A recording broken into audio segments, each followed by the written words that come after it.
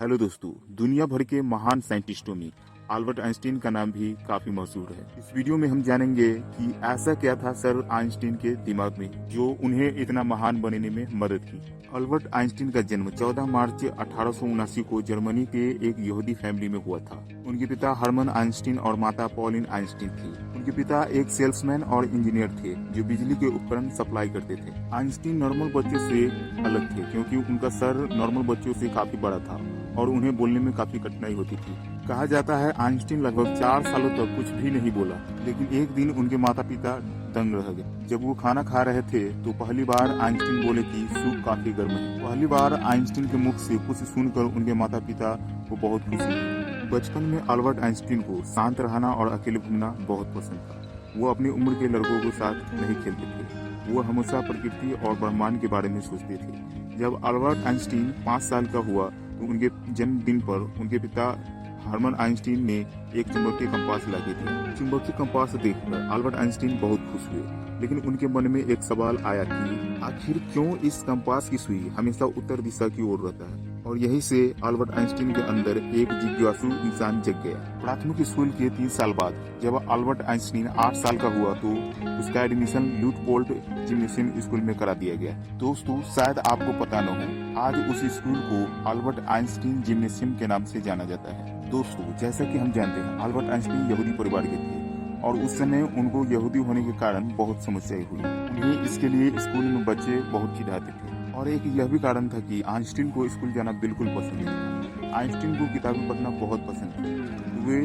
कई सारे धार्मिक किताबें भी पढ़ी। वे समझे कि हर धर्म अच्छी बातें सिखाते, लेकिन हर इंसान इसका अपने मतलब के लिए यूज करता है। अल्बर्ट आइंस्टीन को उसकी उम्र के हिसाब से मैथ्स और फिजिक्स की नॉलेज ज्यादा थी। वो मात्र 12 साल की उम्र में ही पाइथागोरस थ्योरम का एक अपना ही प्रूफ दे डाला और 14 साल की उम्र में इंटीग्रल कैलकुलस में महारत पा ली। जैसा कि हम सभी जानते हैं, सर अल्बर्ट आइंस्टीन बहुत बुद्धिमान थे, लेकिन कुछ ऐसी घटनाएं थी जिससे आपको लगेगा ये एक बेवकूफ की निशानी है। एक दिन किसी व्यक्ति ने आइंस्टीन से एक सवाल पूछा, सर साउंड की स्पीड क्या होती है? तो लगा सर इतने बड़े साइंटिस्ट हैं, ये तो बता ही देंगे। लेकिन आइंस्टीन बोले मुझे इस सवाल का जवाब नहीं पता। लेकिन उसके बाद जो जवाब दिए वो हैरान कर देने वाली थी। आइंस्टीन बोले भला मैं वैसे बातों को क्यों याद रखूं जो किताबों में लिखा है। यही नहीं, एक दिन उनसे कोई फोन नंबर मांगा। आइंस्टीन अपने डायरी में ढूंढने लगा। इसे देख वो हैरान होकर पूछा, आप अपना नंबर भी याद नहीं रख सकते? सर बोले मैं वैसे चीजों को याद नहीं रखता जो मुझे ढूंढने से मिल जाता है। दोस्तों, इसे एक बात तो साफ है कि अल्बर्ट आइंस्टीन अपने दिमाग का यूज किसी बात को रटने या याद करने में नहीं करते थे,